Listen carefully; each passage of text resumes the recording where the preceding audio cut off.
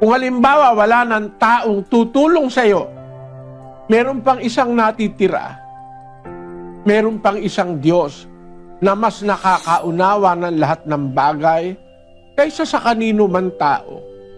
Huwag tayong mag-atubili pag meron tayong gustong malutas na suliranin, meron tayong problema, meron tayong kahirapang dinaraanan sa buhay, lumapit tayo sa Diyos.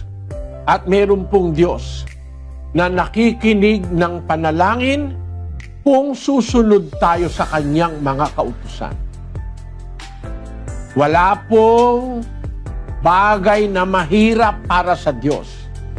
Wala pong problema na mas malaki kaysa sa Diyos. Malaki ang Diyos kaysa lahat ng problema. Magtiwala lang po tayo. Humingi tayong may pananampalataya.